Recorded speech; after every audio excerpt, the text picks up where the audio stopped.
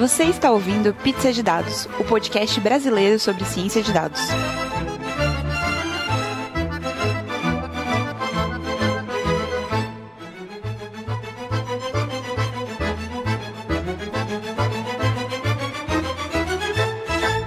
E aí, pessoal, bem-vindos a mais um Pizza de Dados. Eu sou a Letícia. Eu sou a Fernanda. Eu sou o Gustavo. E eu sou a Jéssica. Antes da gente começar mais um episódio do Pizza de Dados, pausa para os nossos recadinhos. Primeiro recado é que saiu o episódio comigo no podcast hipsters.tech, onde a gente falou um pouquinho sobre como começar na carreira de ciência de dados. Foi excelente, uma honra estar nesse podcast aí tão prestigiado. E se você quiser ouvir, é só acessar hipsters.tech, o episódio 134. Teve muita ciência de dados, mas também teve muita polêmica com pizza. Também falar que em abril vai rolar o Women in Data Science São Paulo. Vai ser um evento aí que vai rolar em São Paulo, vai contar com participação da nossa querida Jéssica Temporal, então ela vai estar dando uma Tech Talk. Quem quiser conferir, os ingressos já estão disponíveis. E agradecer ao nosso ouvinte Carlo Guidoni Martins, que indicou um livro chamado Fundamentals of Data Visualization, que além de ser gratuito, foi escrito por um biólogo. Então você aí que está pedindo mais episódios sobre visualização de dados e data storytelling, é uma dica legal. A gente vai deixar o link também no nosso episódio, então entra lá para conferir. Por fim, foi lançado também um portal novo chamado Colaboradados, que tem links para muitos datasets de dados públicos no Brasil, então a gente vai deixar o link também, dá uma conferida, mais uma fonte de informação aí. Por fim, agradecer ao Data Bootcamp, sempre nosso parceiro, sempre aí apoiando o nosso projeto. Esse mês rolou o Data Bootcamp em BH, foi muito legal, e agora em abril vai rolar o Data Science para Todos em Brasília. Então, se você estiver em Brasília, é uma super oportunidade. Se você quiser saber mais sobre os cursos, mais sobre os professores e quando vão rolar os próximos, fique ligado em databootcamp.com.br. É isso aí. Bom, pessoal, a gente tem aqui hoje a Fernanda. A Fernanda vai falar um pouco sobre dados abertos na parte do governo, né? A gente já chamou o Turicas num episódio anterior para falar um pouco sobre dados abertos da visão de nós, né, na sociedade. E a gente trouxe hoje a Fernanda para falar um pouquinho da visão de dados abertos em relação ao que está sendo feito dentro do governo. Fernanda, muito bem-vinda, obrigada por estar aqui. E se apresenta, fala para o pessoal quem você é, o que você faz e a sua pizza favorita, por favor. Olá, então, muito obrigada pelo convite. Eu sou fã de vocês, adoro o programa. Eu sou jornalista de formação, né? Mas desde a época da faculdade eu já comecei a trabalhar com dados, jornalismo de dados primeiro, né? O que você pode fazer com dados, como usar métodos digitais para reportagens. E aí eu fui me imbricando nessa área de transparência, abertura de dados e acabei, fui cobrir especialmente educação, né? Foi antes da Lei de Acesso à Informação, então comecei a trabalhar mais com a Lei de Acesso à Informação, a atuar no pessoal que fazia pressão, né, pela aprovação da lei, atuar junto com ativismo, né, nessa área, e depois fui para o governo, na Controladoria Geral do Município, depois eu posso contar um pouco mais também. Então eu atuo hoje eu atuo com tecnologias, né, dentro de governo e com abertura de dados, com transparência pública. O que me motiva hoje é entender como a gente pode tornar o governo mais aberto. Eu trabalho muito com abertura não só de dados, mas de métodos também, de métodos colaborativos. A minha pizza favorita é a de marguerita, que é simplona, porém, eu gostei muito da pizza de dados porque ela tem aqueles dadinhos, ela é meio tosquinha assim, né? Eu gostei da imagenzinha de vocês, assim, porque ela é bem a cara das coisas, das piadas que eu gosto, assim, bem nonsense. E aí que eu falei que eu achava que essa pizza de dados tem que comer com grafo e faca. Então essa é a minha pizza favorita, a pizza que você come com grafo e faca. Gente, a Fernanda fez o melhor trocadilho de todos os tempos de pizza de dados. Olha, muito sensacional. Ai, mas é isso. Enfim, aí a gente pode ir contando também, eu posso ir contando dessa história ao longo do programa, porque é uma trajetória, assim, que ela começa, é como se eu fosse me aprofundando no que precisa fazer para trabalhar com dados. Então, eu comecei com a constatação de que não existiam dados, Depois passei pela constatação de que a gente precisava melhorar a legislação e a forma de cobrar esses dados do governo. E aí eu finalmente passei para dentro do governo, que é para ajudar logo a abrir, porque tinha alguma coisa errada aí. E aí eu, dentro do governo, eu fui entendendo quais são esses problemas, esses entraves para abertura de dados, que tem vários, tem os técnicos, tem os políticos. Às vezes os políticos a gente pensa que são entraves assim, porque as pessoas não querem abrir, mas às vezes não, às vezes é convencimento, é mostrar a importância. Então tem uma coisa de comunicação também. Então é uma estratégia complexa e é todo um campo de atuação que a gente precisa desenvolver mais, né? Já tem muita gente no Brasil fazendo isso, mas é uma cultura que a gente precisa trabalhar. Então, é interessante pensar, né, como que a partir da sociedade civil a gente enxerga isso e depois dentro do governo traz uma visão também mais qualificada de por que as coisas ainda não estão abertas. Sensacional. Aproveitando já que você já tocou nesse assunto, assim, quais são as maiores dificuldades que você encontra quando você vai falar exatamente? Então, assim, entra um pouquinho mais em detalhes, quais dificuldades você encontra e principalmente, assim, sei lá, top 3 dicas de como lidar com isso, como convencer o pessoal. Então. Tem uma série de dificuldades e o que a gente percebe no campo de dados abertos, eu já dialoguei muito com pessoas de outros países, então tem uma rede de pessoas que trabalham com isso na América Latina, na Europa, nos Estados Unidos, enfim. O que a gente foi percebendo é que a gente tem muitos problemas comuns. A gente pensa que a gente está atrasado, mas na verdade não. Na verdade tem coisas no Brasil que são mais avançadas porque a gente começou depois. Por exemplo, a nossa Lei de Acesso à Informação, mas que ela ainda não traz também a questão dos dados abertos tão forte. A gente também podia avançar mais numa legislação específica. Agora, a proteção de dados, por exemplo, que é um entrave, costuma ser colocado como um entrave, a gente precisa proteger a privacidade, então a gente não vai abrir. Na verdade, o que eu costumo dizer é que a gente precisa de mais transparência para ter mais privacidade. Mais transparência, eu vou explicar, né? Mais transparência para como que a gente trata os dados, quais são os tratamentos, os processos pelos quais os dados passam, até abrir, né, o funcionamento da máquina para as pessoas terem mais segurança de que os dados delas estão sendo protegidos. Então, tem dificuldades dessa ordem técnica. Às vezes, os dados são os sistemas são muito antigos. Isso é uma constante em todo lugar, né? Tem processos de transformação digital. Inclusive, eu estou trabalhando na Secretaria de Educação com isso, aqui na cidade de São Paulo. Mas, enquanto os sistemas ainda são antigos, tem sistemas que não têm web services, não têm métodos de extração de relatórios. Você tem essa ordem de problemas técnicos, mas você tem também falsos problemas técnicos, né? Então, acho que a grande questão aí desse trabalho é entender, ter a sensibilidade e conseguir entender o que é um falso problema e o que não é, o que é só um pretexto. Porque os falsos problemas a gente consegue dialogar e a gente consegue superar, né? E os pretextos a gente tem que desconstruir. Eu mandei para vocês, né, um link em que eu estou trabalhando aqui, está no meu GitHub, que é o bingo dos dados abertos, que é, como eu estava falando, tem essa constatação, né, de todo mundo que trabalha com isso pelo mundo, de que existe algumas desculpas que a gente sempre ouve em dados abertos, em projetos para tentar abrir os dados, né? Então, um deles é a base é grande demais. Aí você tem que dizer assim, você não vai falar para a pessoa, desculpa, a NASA tem dados abertos, você acha que as bases deles são pequenas? Que você não vai... a pessoa gosta dos dados dela, né?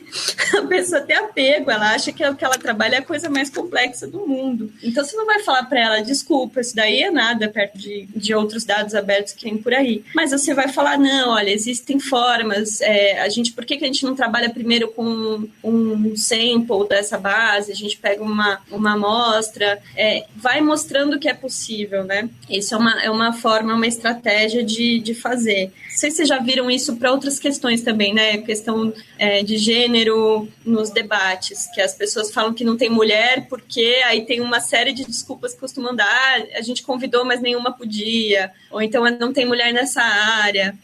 O pessoal já tinha montado um bingo também, né? Quando dão essa desculpa, bingo, né? E aí fizeram uma analogia pro bingo dos dados abertos, que é o que a gente costuma ouvir. E aí quem fez, tem um documento já há mais de ter uns 4 anos já, que foi feito em inglês, nesses fóruns, nessas comunidades de dados abertos. Tem a referência lá, né, no repositório. E aí uns italianos fizeram uma interfacezinha que que tem uns quadradinhos, você pega o problema lá e clica para ver quais são as respostas que você pode dar. E aí eu peguei esse repositório, estou traduzindo para o português, acho que até o momento também da gente ir para o ar aí, talvez eu já tenha terminado, mas já dá para estar em italiano, metade italiano. O que eu estou fazendo, eu estou adaptando os problemas também para o nosso contexto. Algumas coisas, a maioria das coisas faz sentido, mas a gente tem problemas muito jabuticaba também, brasileira, né? Então, a ideia é uma ferramenta para quem trabalha em governo e trabalha tendo que convencer as pessoas a abrir os dados. Só com relação já ao Bingo, a gente vai compartilhar o link pro Bingo dos dados abertos lá no nosso post. Convidamos aí o pessoal a ajudar a participar aí, a contribuir com sua experiência, mandar aí por requests. Eu fiz um pull request lá para ganhar Oktoberfest, pra ganhar minha camisa.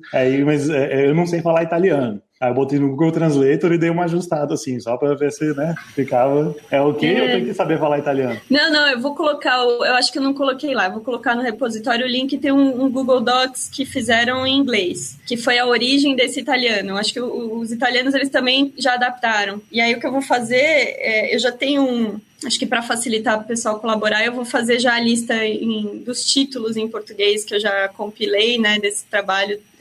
Já teve um fórum uma vez que a gente fez aqui entre os gestores públicos da prefeitura, que a gente levou isso para o pessoal comentar, e aí todo mundo abre um sorriso, assim, quando você fala desses problemas, que todo mundo se reconhece, né?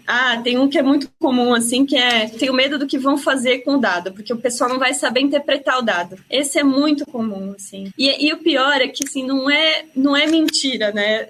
Quando a gente abre um dado, é muito comum que exista a interpretação equivocada. Mas daí é um problema nosso, né? É a gente que não está ou colocando documentação dessa base, a gente não está explicando. E o que eu gosto de fazer muito aqui também na Secretaria, eu acho que a gente tem que oferecer contexto para as pessoas. Então, além de disponibilizar a base, além do dicionário, a gente faz um leia-me, né? Com a história do que aquela base da onde saiu, mas também dá para fazer páginas temáticas, assim, de transparência mesmo, que para quem não vai abrir, acessar as bases ou não conhece, não tem conhecimento técnico para abrir um microdado, por exemplo, disponibilizar outros formatos para explicar. Então, acho que esse é um tipo de problema que é muito comum, todo mundo fala, que costuma ser um motivo para não abrir muita coisa, mas que as pessoas não superam, né? Fica aquela coisa, e agora, né? Então, você tem alguns argumentos, tem alguns políticos, autoridades, assim, que são mais sensíveis para isso.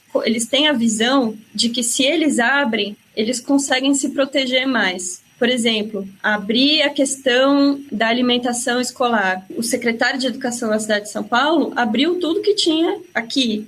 Porque ele não é que ele não sabe que pode ter alguma coisa errada, porque a gente é muito passível de erro, né? De novo, não tem sistemas bons, é muito passível de erro, mas ao fazer esse gesto de abrir, ele pode se proteger no sentido de que foi ele que abriu, ele que pôs a população para ajudar a olhar, né? Então, ele ainda tem esse argumento de que ele disponibilizou. Poucos têm essa visão de que a transparência pode proteger. Eu acho que as pessoas estão começando a entender isso, né? Mas esse é um tipo de argumento também que tem que ir construindo. E é muito comum de ouvir, mais do que vocês imaginam. Não só com dados abertos, mas com lei de acesso à informação também, né? Com as respostas. Uma coisa que eu queria perguntar você comentou da lei de acesso à informação e de dados abertos, mas pelo que eu entendi são coisas distintas, tratadas de formas distintas. Por quê? Porque na minha visão leiga, para mim era a mesma coisa. Assim, quando você fala da lei de acesso à informação, você está falando de divulgar dados abertos. Então, vamos lá, assim, de uma forma bem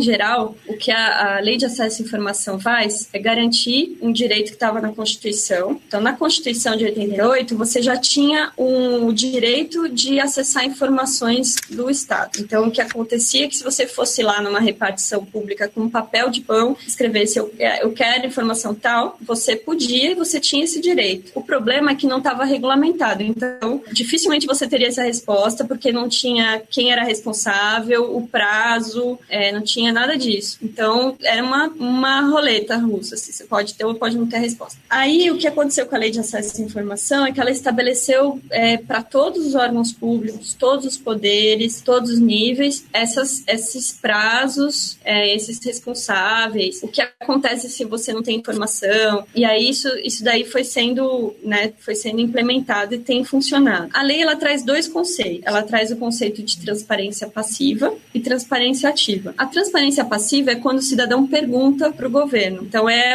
a essência da Lei de Acesso à Informação, é fazer pedido de acesso à informação. E a transparência ativa é quando o governo vai lá e disponibiliza a informação no site diretamente. Agora, tanto em uma quanto em outra, você pode ter informação que é um documento, que é uma imagem, que é qualquer formato, um processo físico. Inclusive, na lei de acesso, você pode falar assim, olha, eu não tenho isso digitalizado, você pode vir consultar. Pode olhar essas pilhas aqui de papel. Então, a lei ela fala como você acessa a informação do governo. Ela não determina os formatos tão bem. A lei, ela menciona que os dados podem ser abertos, mas ela dá brecha para que eles não sejam. Então, ela não é uma lei de dados abertos. E o que é o dado aberto? O dado aberto ele tem 8 princípios, é o que diferencia um dado estruturado, legível por máquina, de um documento, uma informação qualquer. Então, o dado aberto é uma coisa mais específica do que informação de maneira geral. Então, quando a gente fala de lei de acesso, a gente está falando de tudo que existe de informação do governo que você tem o direito de acessar. Bases de dados, aí depende do contexto. Se você já tem aquela base de dados produzida, estruturada, você tem o direito de receber. Mas o governo, da forma como a lei de acesso está estruturada, ele não tem a obrigação de produzir um dado em formato estruturado, legível por máquina, para te entregar. E aí a gente vai avançando nisso agora, porque, por exemplo, na cidade de São Paulo foi aprovada uma lei municipal de dados abertos, que aí define os princípios de dados abertos. Isso foi em 2015. Ainda não é muito conhecida, as pessoas ainda não sabem. Mas ela diz o seguinte, ela também tem uma coisa, uma pegadinha do malandro ali, porque ela fala que o texto dela diz assim, tudo que está na internet já disponível tem que estar em formato aberto. Você não pode ter só o PDF lá. Mas ela não fala que você tem que abrir dados, né? E isso eu acho que falta ainda para gente avançar. E aí, só para finalizar essa parte da lei de acesso, a lei ela tem um artigo, que é o artigo 8º, que é o artigo que fala de transparência ativa. Né? Porque a maior parte da lei ela fala sobre a passiva, que é quando o cidadão pede, o que acontece a partir do momento que ele pede. A ativa fala que tem que manter no seu site algumas informações básicas, né, de forma ativa. Então, contatos, horário de funcionamento e tal. E aí ela fala, tem um inciso desse artigo que fala dados gerais para acompanhamento de política. E isso que eu acho que é a brecha maior para a gente conseguir, como cidadão, requisitar dados de governo. Porque é você basicamente para acompanhar qualquer coisa, educação, saúde, moradia, você precisa de dados. Então, a lei de acesso cobre. O problema é que é muito genérico. Então, acho que se vocês acharem legal, acho que também entrar nesse ponto dos princípios, né, dos dados. Que você precisa para considerar um dado aberto? Aí, deixa eu fazer uma perguntinha, que aí eu acho que vai ser o gancho perfeito para essa conversa dos princípios, quando vocês não tinham, no caso aqui em São Paulo, né, quando não tinha essa lei dos dados abertos, como vocês faziam para lidar com isso? Por exemplo, decidimos, conversamos com as pessoas que a gente precisava conversar, convencemos quem a gente precisava convencer, e a gente decidiu liberar esse tal pedaço de informação que a gente tem aqui dentro e que a gente quer deixar isso disponível para a população. Como que vocês decidem coisas tipo qual a granularidade do dado, se eu vou até o CPF ou se basta uma coisa mais geral, esse tipo de coisa. E se isso ajudou a ser desenvolvida essa lei de 2015 e tudo mais. Vamos lá. Quando eu atuava, hoje eu estou na Secretaria de Educação, mas em 2013, quando eu entrei na prefeitura, eu entrei na Controladoria Geral do município, que estava sendo formada ainda, e que é um órgão de controle interno, que é responsável por prevenir corrupção e combater também, e que ficou responsável pela Lei de Acesso à Informação no município, como a CGU no nível federal. E no município, ela estava sendo estruturada, então eu ajudei a estruturar essa área que a gente chama de promoção da integridade. Essa área que tinha a função de ir em cada uma das secretarias e fazer esse processo político de articulação e convencimento e de compreensão do que são os dados. Então, o primeiro passo, em 2014, a equipe da Controladoria fez um processo de catalogação das bases de dados e sistemas da Prefeitura. Esse catálogo está no ar. Ele é um catálogo que tem metadados. Antes até de metadados, dicionários das bases, ele pelo menos catalogou o que tinha de informação e de dado no município. Foi a primeira vez que isso foi feito.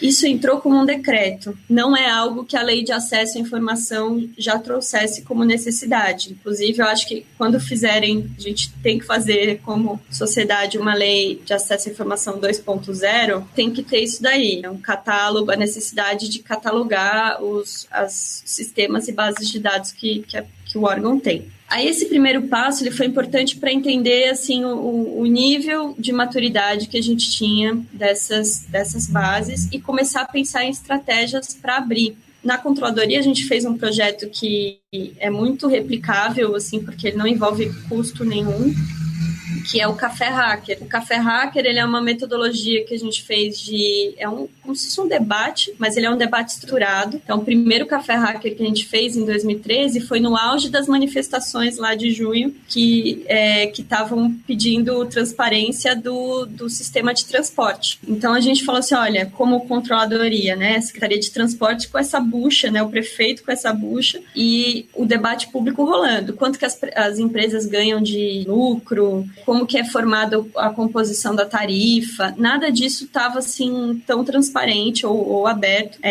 A quantidade da bilhetagem diária, né, quanto que as empresas recebem de subsídio. Então, o primeiro momento foi o primeiro Café Hacker, que vamos juntar os principais atores, então os técnicos do governo com os atores que estavam demandando isso na sociedade. Então, foi gente do movimento Passe Livre, por exemplo, era um convite aberto, então tinha jornalistas, tinha pesquisadores e tinha programadores, né? Então, nesse momento, as pessoas começaram a discutir o que precisava para aquela área de abertura. Então, uma coisa muito comum nesses debates era sempre tinha programador e eles sempre pediam uma API, né? Então, a gente começa a pautar para o governo uma lista de demandas. E eu vou passar o blog para vocês, é cafehacker.prefeitura, Café Hacker SP. A gente estruturava todas essas demandas que as pessoas tinham, desde granularidade, o que tipo de dado tem que abrir, demandas técnicas de formato, API, e depois a gente dialogava dentro da secretaria, então o que dá para fazer, o que não dá. Essa, por exemplo, ela deu origem à abertura de dados do transporte de uma API, que foi a que permitiu esses aplicativos todos de ônibus. O próximo passo foi a gente fazer um hackathon,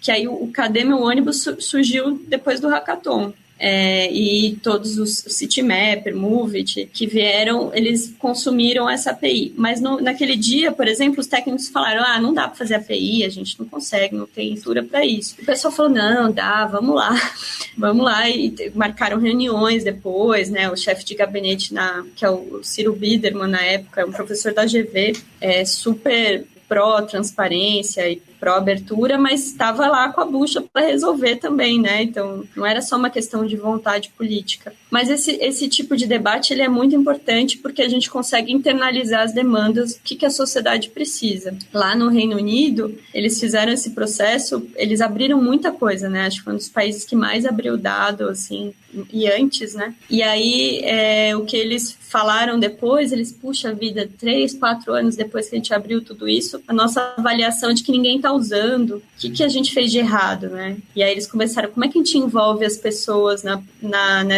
nesse processo de abertura? E aí foi isso que a gente fez aqui, né? A gente já começou o processo de abertura perguntando para as pessoas o que elas queriam e fazendo isso de forma temática. Então, o primeiro foi de transporte, aí depois teve de saúde, de educação, mas a gente ia para cada área fazer esse debate e o processo de convencimento, as pessoas também podiam acompanhar acompanhar depois essas demandas, né? Algumas evoluíram mais que as outras, né? Os casos de transporte, eu acho que é um caso bem emblemático, porque ele deu origem a muita coisa bacana depois. Mas essa iniciativa é uma iniciativa que vem digamos assim, de dentro para fora, né? Vem da instância governamental para o público. Mas e se acontecesse ao contrário? Como se daria esse processo? Por exemplo, vocês identificaram a vontade de abrir os dados do transporte naquela época que estava acontecendo todas as manifestações. E se um grupo na sociedade vai assim, olha, a gente precisava ter esses dados aqui de saúde, que a gente sabe que deve existir aí em algum lugar, e como a gente pode ajudar vocês a fazer isso, a abrir isso, entendeu? Como funcionaria, como se daria, qual seria o processo? Eu acho que você pode dar uma visão um pouco diferente do que a gente está acostumado, que o meu ponto de vista é com relação ao Serenata, né? Que a gente falava muito com o pessoal da Câmara por causa do Serenata, então a gente tinha esse abre e fecha aspas, acesso, digamos assim. Mas não precisar ter um projeto com grande visibilidade para poder fazer esse tipo de coisa seria maravilhoso. Vamos lá, eu acho que assim, a gente vai aprendendo com o tempo que a gente tem que criar canais e mecanismos, né? Esse que eu falei, o Café Hacker, é um mecanismo de envolvimento. Eu acho que é necessário e ele pode começar a ser institucionalizado, né? A controladoria, ela continua a fazer depois da mudança de gestão. Então, isso é um bom sinal, um sinal de que foi um processo que se institucionalizou. Agora, essa parte do transporte, na verdade, ela veio de fora para dentro, porque se não tivesse aquelas pessoas na rua pedindo isso, esse debate público acontecendo, até com manifestações, né, com protestos, dificilmente a gente conseguiria avançar rápido como a gente avançou na abertura de dados, porque era uma coisa, não era uma demanda de dentro, as pessoas não queriam abrir, né, elas não tinham essa necessidade de abrir. Então foi uma pressão mesmo de fora para dentro. Acho que quando acontecem esses movimentos é muito mais fácil. Esse caso da alimentação escolar que eu falei também, foi um processo até de fake news que tinha, porque as pessoas juntavam com informação que era verdadeira e falsa, do tipo, agora as crianças só recebem bolacha, ou aqui em São Paulo é bolacha, né, não é biscoito, só um biscoitinho e um leite, e era mentira, né? Então o melhor jeito que você tem para acabar com fake news é abrindo os dados logo e facilitando o acesso. Então, essas coisas que acontecem de fora para dentro são importantes. E aí, a outra coisa disso que você falou é estabelecer os mecanismos. Então, o Café Hacker é um processo que pode ser replicado e que pode ser institucionalizado. Eu falei do catálogo de bases de dados que tem que ser incluído também na legislação. Uma outra coisa é instituir o que a gente chama de planos de abertura de dados. No governo federal, eles fizeram um decreto também de dados abertos em 2015 para 2016, foi quando a Dilma estava saindo do governo, né, depois do processo de impeachment. Foi um dos últimos atos de governo. Ele estabelecia que os ministérios têm que fazer planos de dados abertos, e a Controladoria Geral da União está monitorando isso. Esses planos, eles dizem assim, a gente tem esses dados, a gente tem esse cronograma, a gente vai fazer esses processos de abertura. E tinha um mecanismo ali nesse decreto que para incluir coisas se você é da sociedade, uma organização quer incluir alguma coisa nesse plano, você pode fazer uma requisição. Outra coisa é que os pedidos de acesso à informação, eles têm que alimentar também, né, esses processos, que você fala, tem muito pedido aqui disso, então a gente tem que abrir isso aqui de transparência ativa, né? Até não faz sentido, como governo, a gente ficar respondendo a mesma coisa para várias pessoas, se a gente pode ter um processo estruturado para isso. O que a gente fez aqui na cidade, que a gente está fazendo aqui na educação, a gente está fazendo um plano de dados participativo. Então, ele começa... a gente está no segundo ano. O plano de dados participativo é assim, a gente faz um levantamento das bases que a gente tem e a gente monta uma proposta de cronograma. A gente faz um debate do tipo Café Hacker. O primeiro que a gente fez foi um Café Hacker, né, Controladoria, finalzinho de 2016, mas já virando o ano. E aí a gente veio 100 pessoas, organizações, pesquisadores, jornalistas que trabalham com educação. A gente coletou todas essas demandas e fez a versão do plano com mais outras fontes de informação. Então, uma fonte de informação são esses debates, a outra fonte de informação são os pedidos que chegam da população, quais são os pedidos mais frequentes para transformar em dado aberto. E aí uma outra coisa também que todo mundo esquece, né, na hora de fazer essas políticas é que legislação que a gente já tem na área e que demanda, que precisa de dados para acompanhar. Então, por exemplo, na educação, a gente tem o Plano Nacional de Educação, tem os planos municipais, que são planos de 10 anos, e eles têm um monte de metas, do tipo, tem que ter 50% das crianças em creche até o ano tal. Como é que você sabe se tem 50% das crianças em creche até o ano tal, se você não tem dados abertos para acompanhar? Então, fazer um match do que tem na legislação e do que a gente já tem aberto, do que a gente pode abrir para que as pessoas consigam acompanhar todos os indicadores previstos em lei. Então, são fontes de informação, compõem um documento, a gente publica esse documento e vai abrindo as bases. Então, no caso da educação, a gente partiu de nada aberto para a secretaria que mais tem dado aberto da prefeitura, né? E tem encontros periódicos que a gente avalia, que as pessoas vêm discutir. Eu acho que, assim, ainda é muito acompanhado por pessoas da área, né? Ainda é restrito. E, às vezes, pessoas que querem entrar na área, então, programadores que querem trabalhar com isso, ainda não é uma coisa que todo mundo acompanha, mas é importante, né? Porque já qualifica para a gente o processo. Desde que vocês abriram esses dados, assim, já apareceu algum resultado interessante, tanto de vocês internamente ou de pessoas da população, da sociedade, utilizando esses dados, alguma coisa que deu algum resultado legal? Tem algumas coisas. Assim, o que a gente está fazendo aqui, a gente não está fazendo só uma política de abertura de dados, a gente está fazendo uma política de governo aberto. O que isso quer dizer? A gente integra a abertura de dados com inovação tecnológica e com colaboração, né, métodos de colaboração. Então, a gente faz os chamados ciclos de inovação aberta. Começa com um debate, lança um desafio, as pessoas participam, às vezes é tipo um hackathon, às vezes é só colaborativo mesmo, e aí depois tem um resultado. Então, a gente já, por exemplo, fez uma plataforma que chama Prato Aberto, que tem diariamente os cardápios das escolas públicas municipais, o que ele é servido, e o que é servido lá, né, que as pessoas podem acompanhar, que é complexo, que são vários modelos diferentes, então era muito complicado a gente conseguir divulgar cardápio por escola. Então hoje tem um web app, né, que tem chama Prato Aberto, e tem um bot que é o Robô Edu, que ele fala para os pais, você assina, né, a notificação dele no Facebook ou no Telegram, e ele fala o cardápio diariamente da escola do seu filho. Esse é o Prato Aberto. Aí a gente tem o Fila da Creche, que é um que você consegue visualizar qual que é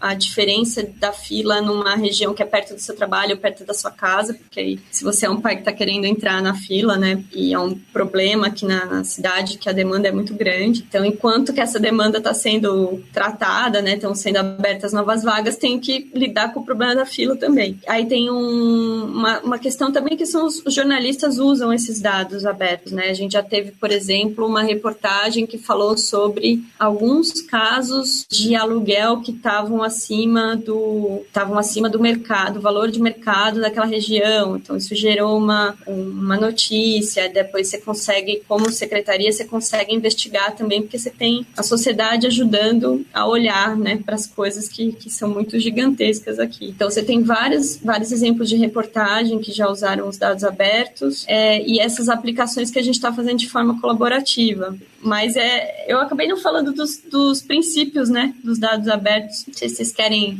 Vamos? Sim. Sim. Olha, são 8. Na verdade, já tem documentos que falam em 10, mas o core dele, né, o principal, são 8. Os dados abertos, para serem considerados abertos, eles têm que ser completos. Ou seja, você não pode disponibilizar, falar que assim, essa parte aqui você não acessa ou está oculto. Você pode anonimizar, né? Mas você não pode limitar se ele não tem um problema de privacidade. Eles têm que ser primários, então eles têm que estar num formato bruto, né, sem agregação. Isso às vezes acontece assim eu acho que a gente tem que democratizar o acesso aos dados. Então a gente tem que disponibilizar dados agregados também. Então um exemplo são os microdados da educação. A gente disponibilizou 18 anos de dados de educação com um identificador único por aluno. Então, você consegue acompanhar a trajetória educacional das crianças. Claro que esse identificador não é para identificar ele, né? Então, eles estão anonimizados. Mas aí o que acontece às vezes é que como a gente está falando da cidade de São Paulo, a maioria das coisas que a gente faz tem mais de 1 milhão de registros, que a gente tem quase 1 milhão de alunos. Então, não dá para uma pessoa abrir num Excel, por exemplo, já uma pessoa comum, né, que não é programador, um jornalista, um pesquisador. Então, a gente faz algumas agregações, por exemplo, por escola ou por turma, aí com uma tabela dinâmica resolve. Né? Então, mas a gente tem que dar os dados primários também, por isso que a gente abriu os microdados. É até mais do que o INEP, porque o INEP, se não me engano, tem dados abertos desde 2007. A gente está abrindo desde 2001. Então, o quê? O INEP é o Instituto Nacional de Pesquisa Educacional, né? Beleza, obrigada. Que é o órgão que faz é como se fosse o IBGE da educação. É o órgão que faz as avaliações, que faz o censo escolar, que faz o Enem, né? Ele disponibiliza muitos dados também e já tem uma maturidade bacana. Nos últimos anos, eles têm feito bastante coisa. Eles têm que ser atuais. Não adianta você abrir um dado e depois de 3 anos não ter mais uma atualização, se ele é um dado que continua, né? Porque aí já não pode considerar mais um dado aberto. Eles têm que ser acessíveis. Então, você não pode limitar cobrar por eles. Tem uma discussão aí, né? Mas se você está disponibilizando dados, se ele já está lá disponível, você não pode limitar para alguns e não outros. Cobrar ou determinar que eles acessem, que eles deem todos os dados deles, a vida deles, nome da mãe, do pai, do CPF, para acessar uma coisa. Então, eles têm que ter um acesso simplificado. E eles têm que ser processáveis por máquinas, isso quer dizer que eles têm que estar estruturados, né, razoavelmente, para permitir a leitura. Então, tudo bem que a máquina consegue ler o PDF, mas precisa ter um trabalhinho ali, né, para ela ler um PDF. Então, ele tem que ser um dado estruturado. Não discriminatório. Esse, na verdade, ele se confunde um pouco com os acessíveis, né? O acessível e o não discriminatório, eles estão bastante associados, que é essa ideia de que você não pode ter uma categoria só de pessoas que podem acessar. Os não proprietários, então, eles têm que estar um formato aberto que você não precise de um software proprietário para abrir. Então, a rigor, um XLS não é considerado um dado aberto, apesar dele ser estruturado, porque ele tem um formato proprietário. Perfeito, formato não proprietário. Então, por exemplo, chega um órgão e libera os dados lá no pacote do R, por exemplo, que é um formato não proprietário, mas você precisa baixar o R para abrir. E fere ou não esse princípio? Não. Se você consegue abrir o CSV, por exemplo, você pode abrir num software proprietário, mas você pode abrir, o importante é que ele pode ser aberto num software livre. Acho que é essa a regra. Foi mal, porque eu já vi por exemplo, tem um dado lá que eu estava mexendo, que só tem 2 jeitos de baixar ele, que é usando o SAS, que é pago, ou usando o R, que é gratuito. Mas aí você tem que baixar pelo R para salvar ele no CSV para conseguir usar ele. Aí pode ser que ele não fira o formato não proprietário, mas ele não é necessariamente tão acessível assim, seria isso? É isso que eu ia falar. O formato não proprietário ele está cumprindo, mas ele está tendo uma dificuldade aí só quem mexe em R vai conseguir baixar, né? Eu acho que é um problema de ser universal, né? De ser acessível. Porque o último ponto, o último princípio é muito importante. Na verdade, tudo isso que eu falei dá para resumir, tem um resumo que é 3, né? 3 princípios que agregam. Poder ser reutilizável, né? Ser disponível, acessível, e você ter uma licença livre. Então, a licença livre, que é o último ponto, é que eles não podem estar sujeitos a nenhuma restrição, assim, então esse dado, ele, até inclusive uma que é muito comum, mas que ele pode ser usado desde que não seja para fins comerciais. Só que para governo isso não faz sentido, né? A licença mais recomendada para dados é o que seria equivalente a um Creative Commons. Não sei se vocês conhecem, né? O Creative Commons, a família de licenças livres. Se você puder dar uma pincelada por alto aí para os nossos ouvintes que não... Creative Commons é uma categoria de licenças que foi criada como contraponto ao copyright, porque o copyright é o padrão, né? Se você não declarar nada, você está sujeito às leis de direitos autorais, que em geral são muito restritivas. Protegem o autor, mas assim, o direito patrimonial, não só o direito intelectual, né, daquele produto. Então, se você não faz nada por default, é o copyright. E aí, o que o Creative Commons faz é, se você pode escolher a licença que você disponibiliza, né? Isso é uma coisa que a legislação permite. Então, a Creative Commons é uma licença comum que foi criada pelo mundo, que é copyleft, que é o direito que você tem de declarar o que as pessoas podem fazer com aquilo, preservando o direito de reconhecimento do autor, né? Então, você tem vários tipos de Creative Commons, que é o CC, né? Então, você tem uma que é só atribuição, que você só fala, se citar a fonte está tudo bem. Você tem uma que é o share alike, né? Que você tem que compartilhar com a mesma licença que você disponibilizou, que é chamada licenças virais, né? Que você permite que ela continue assim. E você tem o comercial ou não. E aí, se você coloca que é para uso não comercial, você acaba restringindo um tipo de uso, que quando você está falando de dados, é muita coisa para novos negócios, startups. Então, não dá para restringir, né? Está um desconhecimento dos legisladores, de quem faz também as normas, as políticas internamente. E aí, até essa lei de dados abertos do município, eu costumo falar que eu acho que teve um erro de tradução ali, né, quem estava fazendo, porque eles colocam os 8 princípios, e aí esse daí eles traduziram como livre de licenças, porque geralmente é free licenses, né? E aí eles colocaram livre de licença, que é outra coisa. Assim, não ter licença é muito ruim para um projeto de dados abertos, porque você fica inseguro com o que você pode fazer com esse dado, né? Tem lugares que você só pode usar se tiver declaração de licença. Então, livre de licença é muito ruim. Então, é licenças livres. Esses são os 8 princípios, é o que as leis de dados abertos elas têm que conter, né? Os projetos de dados abertos. Esse pode ter níveis de maturidade diferentes, né? Você pode não começar com... Aqui na educação mesmo da cidade, a gente fala assim, olha, vamos fazer vamos fazer um dump da base, puxar esses dados, colocar no CSV e depois a gente automatiza as rotinas, né, de limpeza, tratamento.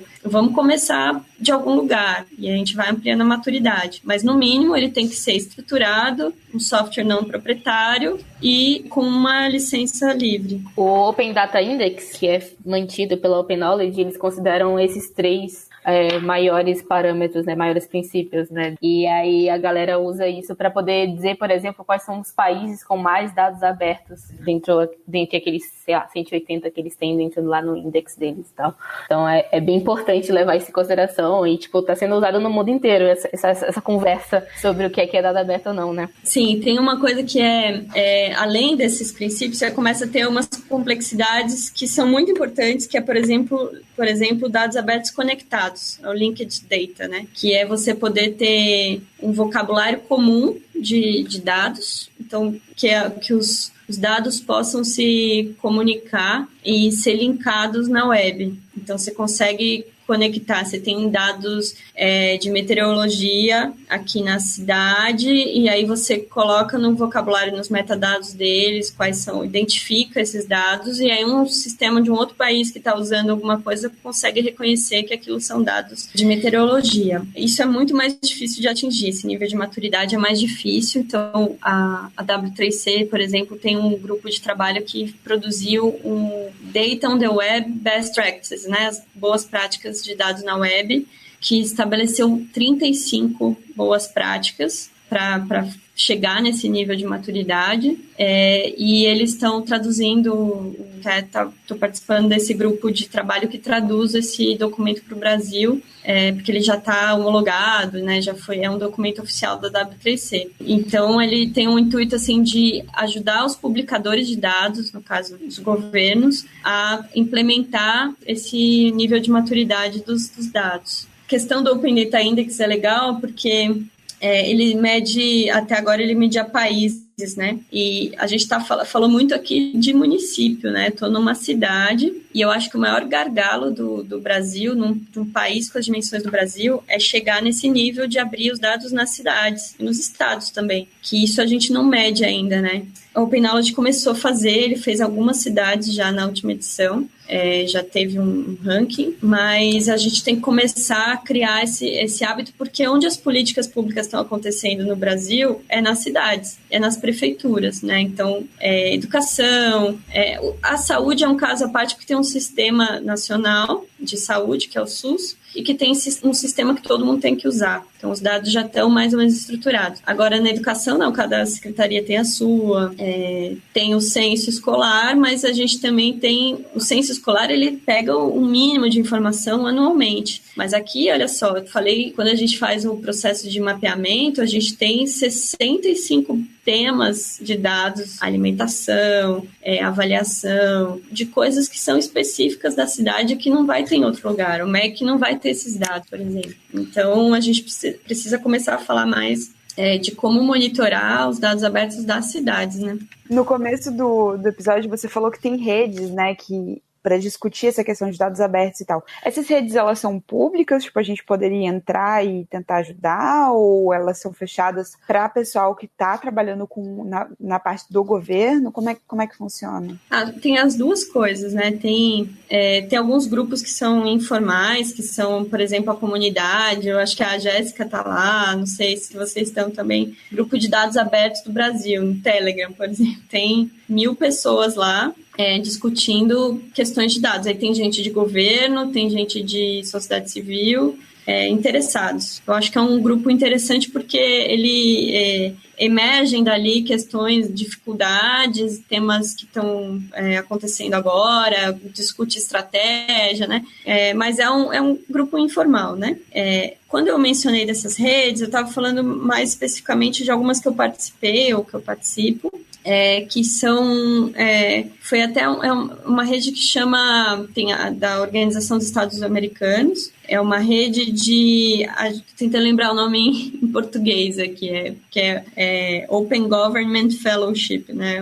São agentes de governo aberto nos países das Américas. Então, abrange América do Norte, América Central, América do Sul, e aí tem pessoas dos diferentes setores. Então, tem gente de sociedade civil, gente de academia e gente de governo. Especificamente, essa rede, ela tinha um processo de seleção que a OEA fez para identificar essas pessoas, e eles, anualmente, foram 3 gerações, agora eles interromperam, mas cada ano tinha umas 20 e poucas pessoas que eles selecionavam de cada país, com esses perfis mistos. Então eles tentavam fazer uma composição representativa de pessoas que estavam atuando com esses temas nos seus países, né? Então eu fiz parte da primeira em 2015, e aí sempre nessas redes tinha uns 3 ou 4 brasileiros, que o Brasil é grande, né?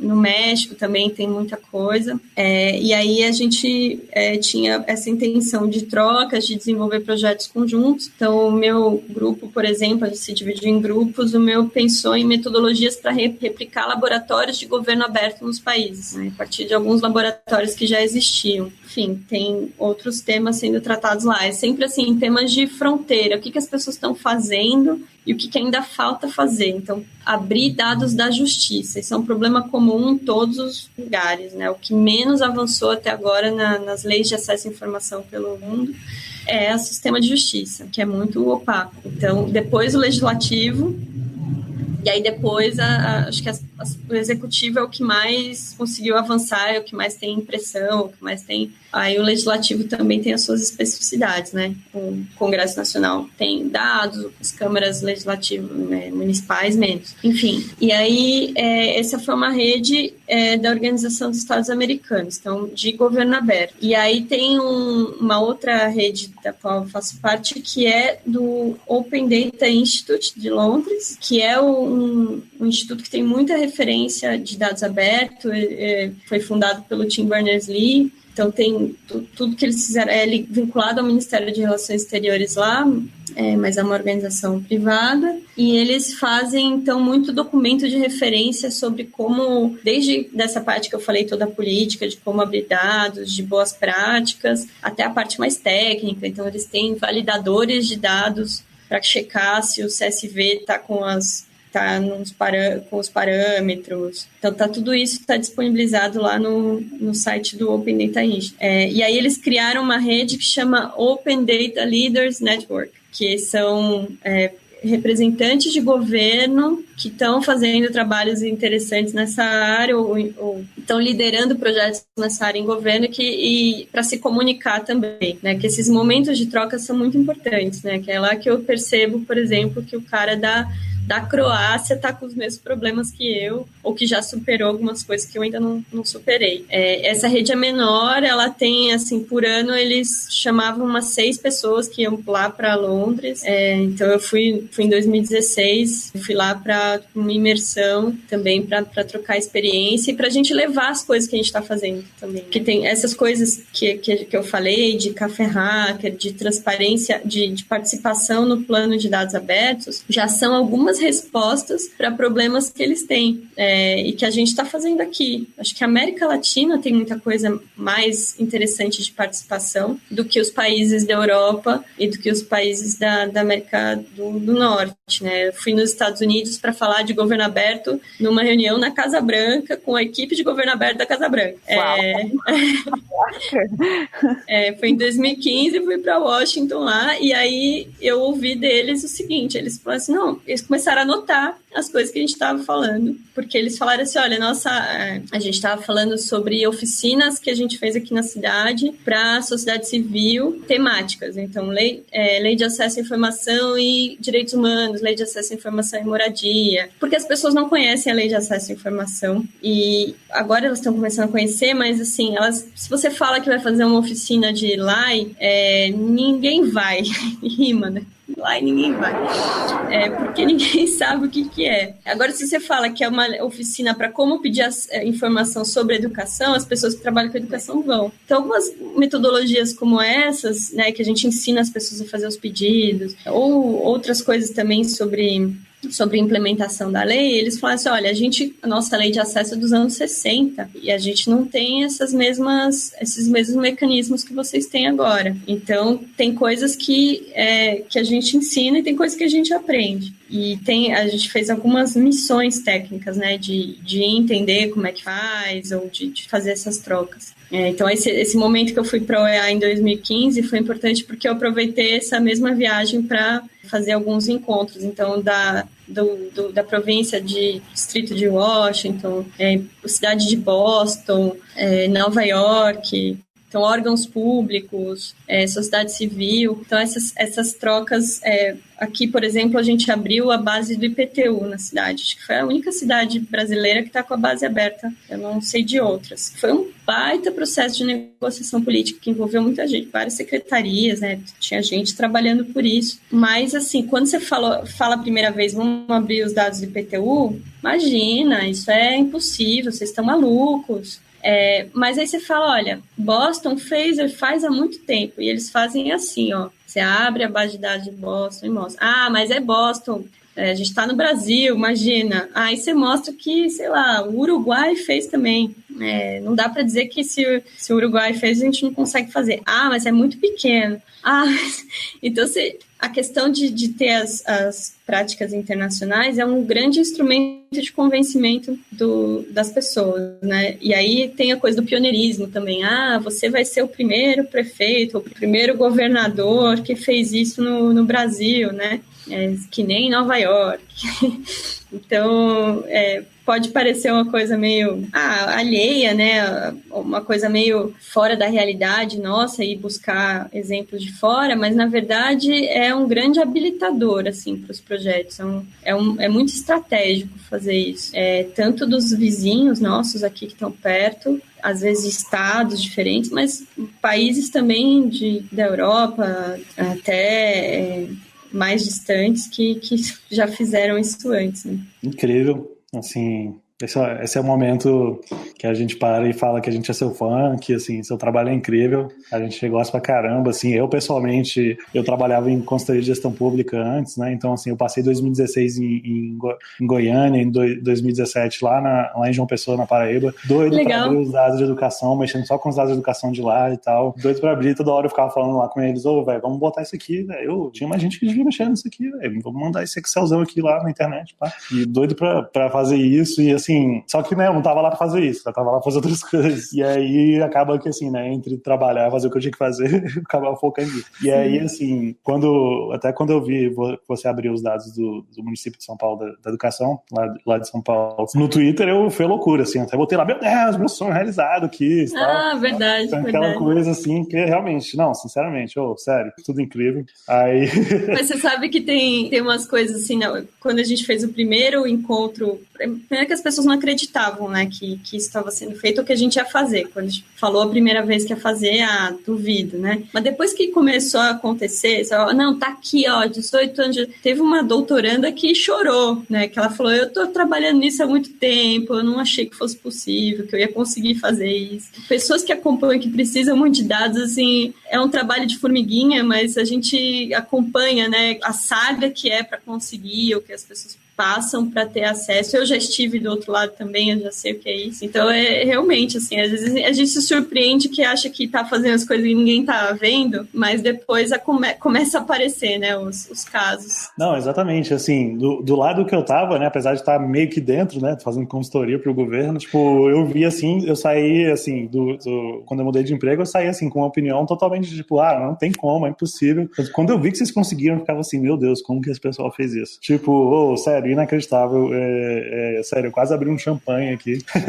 Eu acho que eu tenho consciência da responsabilidade que a gente tem, assim, porque quando a gente, não só nessa área de transparência e dados, mas quando a gente faz alguma coisa, a capacidade que a gente tem de pautar ou de servir de exemplo para outras cidades, né, porque é mais ou menos isso que eu falei agora de buscar o exemplo fora, né, se São Paulo faz, pela dificuldade, tamanho, complexidade, outras cidades conseguem fazer, assim, não tem mais desculpa, né? Então, eu acho que mesma coisa do open source, a gente está fazendo muita coisa em open source que é para... A gente está investindo e a gente tem consciência de que São Paulo tem mais capacidade de investir, tem mais recursos, e que outras cidades não precisam fazer o mesmo. Então, mesmo nessa parte de infraestrutura de dados, a gente fez uma arquitetura aqui com open source. Então, a gente está usando para automatizar as rotinas, Airflow, Metabase. Não sei se vocês conhecem o Metabase, mas é muito legal, assim. É uma interface, um framework, assim, para consumir os dados, né? A gente faz a arquitetura por trás e aí você consegue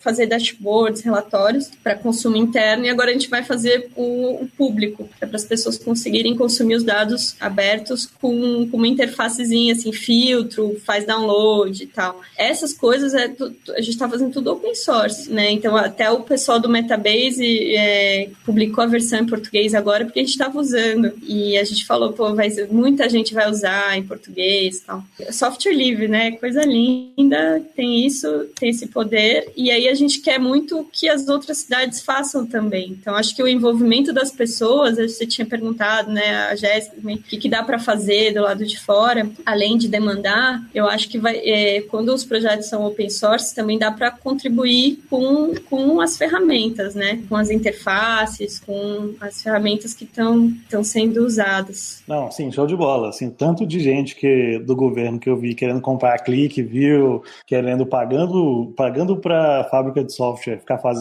criar um dashboard do zero, assim, tanto de dinheiro que vai economizar no governo no Brasil inteiro é incrível. Mas aí agora estamos chegando aí no final, né? Estamos chegando no final.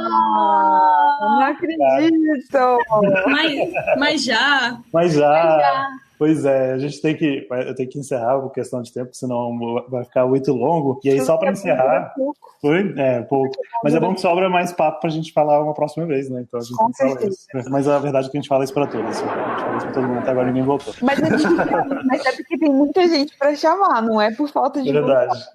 Quem sabe, né, algumas mudanças aí consiga e tudo mais. Não, e assim, vocês não estão vendo, porque a gente infelizmente não coloca os vídeos da nossa call, mas tipo assim, a Fernanda vai falando e eu toda hora assim, meu Deus! Mas assim, só queria que o pessoal tivesse, tipo assim, tem umas coisas que parece que é de boas que ela fala, mas que é umas coisas muito incríveis, assim, saca? Tipo, velho, vamos usar uma parada open source dashboard, assim, tipo, pau! Última pergunta, assim, você tá no governo desde 2013, você já passou por mudanças de gestão, e assim, quando eu participava disso, é sempre uma mudança drástica, assim, pode gerar grandes disrupções, digamos assim, quando a gente está falando em termos de governo, né? Você já passou por algumas, já passou por outra esse ano, né? Porque já trocou aí, né? Esse ano. Com essa sua visão, assim, como é que você vê a perspectiva dos dados abertos para os próximos anos, tanto na visão aí do município de São Paulo, como assim, talvez até em termos de Brasil? Eu sou uma pessoa, aquela coisa do pessimismo na análise e otimismo na ação, né?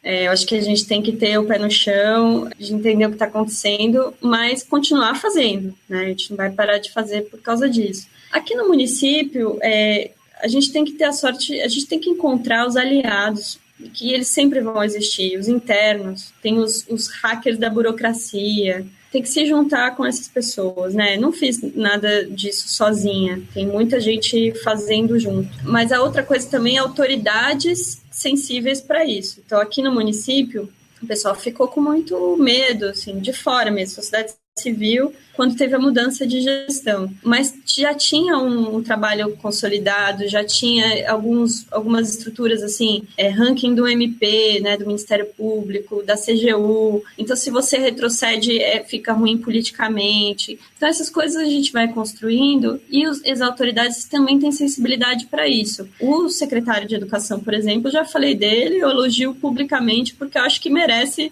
salvas de palmas mesmo. O cara, ele é aberto e ele dá a possibilidade de a gente implementar essas coisas e manda fazer, você leva uma ideia e quer fazer o dobro. Então, isso também é importante, não é comum no governo, né, ter um cara como aqui, o secretário é o Schneider, né, mas também existem pessoas como ele que eu acho que tem que ser reconhecidas. Não teve esse retrocesso todo que as pessoas estavam esperando, mas porque tinha coisas já instituídas e sensibilidade de algumas pessoas que estavam em posição de tomar as decisões. E eu acho que a gente vai ter que seguir no mesmo caminho agora. Eu acho que a gente tem que cuidar para que não haja retrocesso na legislação, né? Então, batalhar para que a gente só vá daqui para frente. Então, é isso que eu falei da Lei de Acesso à Informação 2.0, por exemplo. A gente nem entrou muito nesse assunto da privacidade, mas a Lei de Proteção aos Dados Pessoais foi uma conquista já de 2018, então, que a gente vai ter que acompanhar a implementação. E ela, ao contrário do que se pode pensar,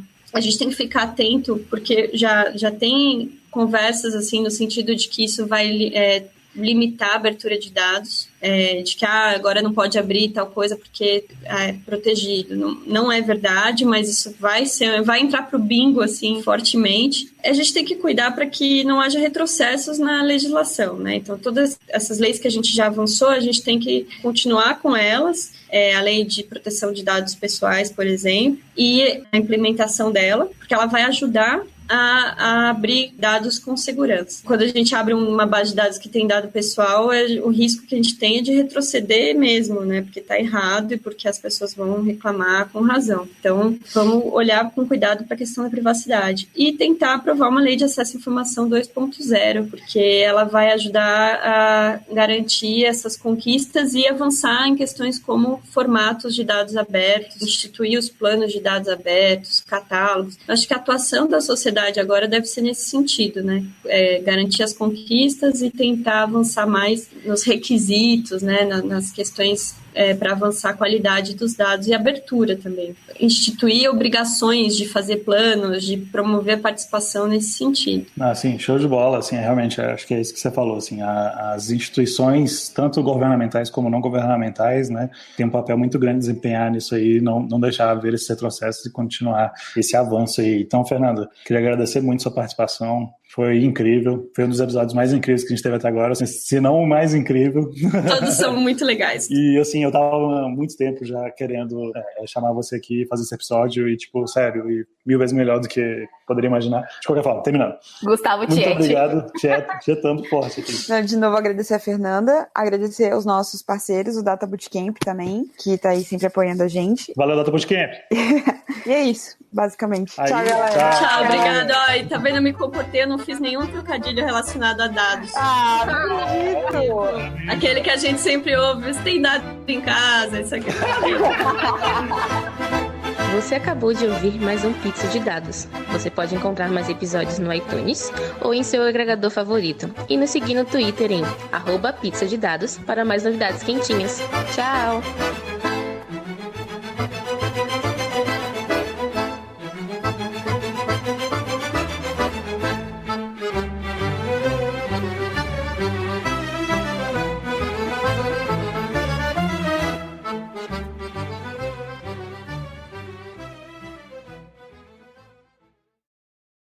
Mantive o nível altíssimo aqui. Poxa, a gente tava na expectativa de trocadilhos, cara. Tá muito difícil chamar você aqui. Não foi dessa vez.